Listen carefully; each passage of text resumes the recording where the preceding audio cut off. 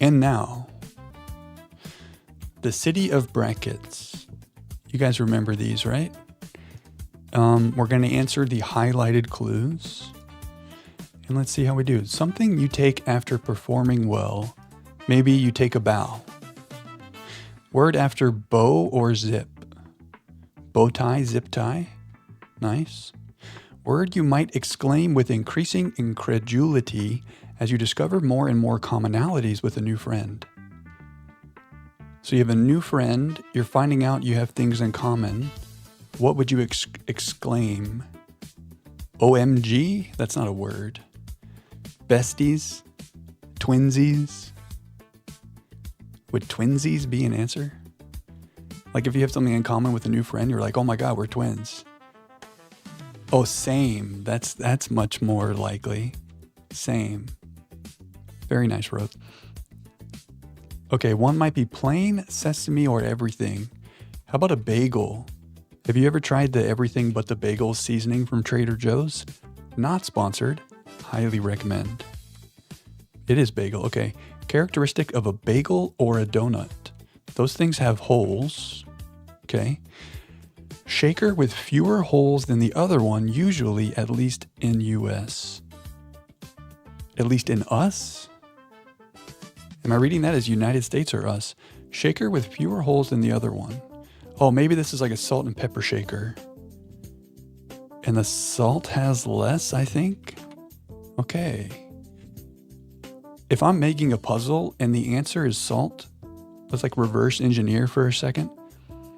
To come up with that clue is very creative. Like, I don't know that I would ever think about the fact that the salt shaker has less holes and using that as a clue. So props to you, Atlantic. Okay, about 97% of it is salty. On Earth. I want to say like the ocean. Is 97% of the ocean salty? Do I need to erase the last 10 seconds of this video?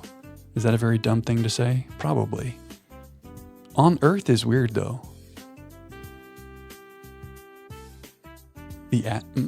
Is it the ocean? Am I overthinking? Just water, like salt water? The sea, the ocean? It's not the ocean. Should I just say water? It is water. 97% of it is salty. Oh, okay. So of all the water on Earth, 97% of that water is salty. I get it. I'm thinking like, if you have a cup of ocean, how much of that is salt? That's not the way to think about it. And that's where the 97% of that's probably wild. Okay, but we did it. Oh, to make Watergate. Yes, this is another thing. So there's the highlighted clue to answer, but you can also look at the words around it for context. So if you saw that gate was coming directly after that clue, you could be like, oh, Watergate makes sense. Okay, more generic term for lyrics. What do you call song lyrics? I feel like lyrics is the generic term. How can we get even more generic? The words? Oh, okay. You might do this with your words when proven wrong, when proved wrong. You eat your words, I think is the phrase. Okay. Take a blank breath. Take a deep breath. This is what we have to do before the puzzles that we do in Talos Principle. Okay. Popular name for when you lie down and hold a kid up by their belly using your feet. Do you call that airplane? If you have a kid, you're on your back and you have your feet up and the kid's on your feet, is that airplane? Okay. You see, some of these words, like the answer of salt and the answer of airplane, the clues they come up with to get those answers, like that idea of an airplane is way down the list of what I think of when I think of airplane. I like it. 1 of 8 required to make a paper airplane. At least how I make them. Maybe 8 folds if you're folding a paper 8 times. Oh, I said folds plural, and maybe I just need to say fold. Okay. Sign on a t-shirt of aggressive folding. A t-shirt of aggressive folding. Would that be a wrinkle? If you have folded your shirt too much or too aggressively, it's going to leave a wrinkle. No. A line? No. Oh, a crease. That's a great point. Crease, okay. Same family as wrinkle, but I like it. Words after an inadvertent, small increase as a salary. It could be a bump. It could also be a raise. It's a bump, okay. Blank me, words after an inadvertent bump. Excuse me, if you accidentally bump into somebody. Okay. Sore blank, second place excuse after stomach ache. So if you have an excuse for why you cannot do something, you might say you have a stomach ache, or you might say you have a sore.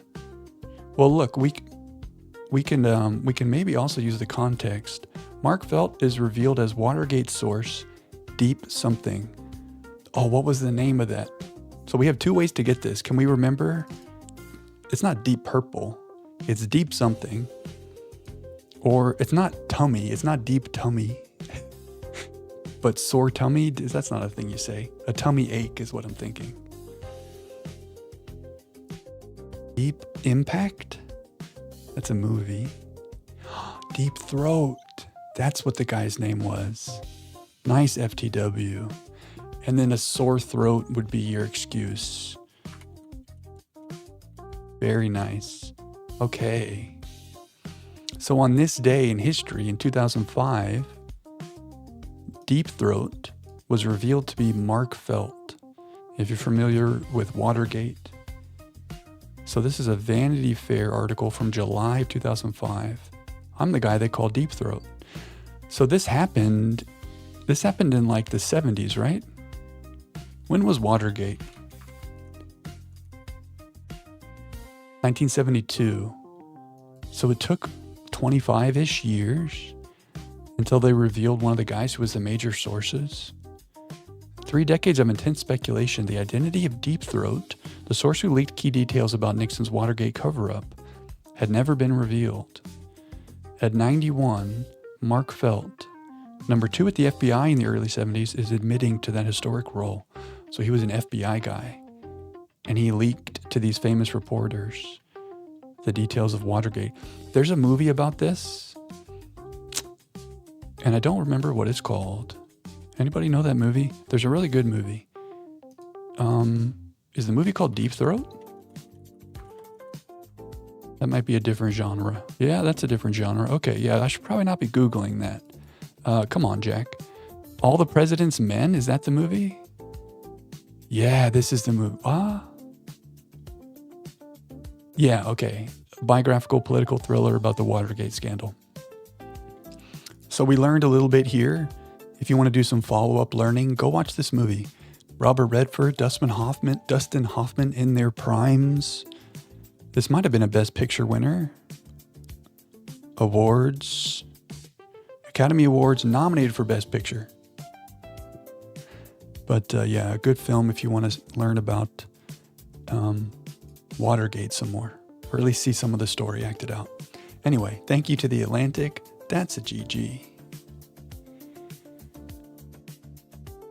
That was a dangerous search for a streamer. I'm usually so good about not searching crazy things. I didn't think about the double meaning. Yeah, how did he get that name? This is also a dangerous Google search. Okay, well, his name is Mark Felt. How did he get the name Deep Throat? It was coined by Howard Simmons, the managing editor. He used the name in reference to deep background information. So because the information was a deep background, it's deep. Oh, it's a nod to the pornographic film. Oh. So they were kind of having a laugh. They chose the name of the pornographic film to identify him. I wonder if they knew that it would become so famous. It sounds like the kind of thing that they would just say in the office, like they would refer to him as Deep Throat, as like a joke. But now this is like a big moment in American history and it's named after a porn film. strange. So a deep background basis. Okay. Kind of silly. Almost a very dangerous Googling by Jack. We got to learn. But that's fine. No TOS. Everything's fine.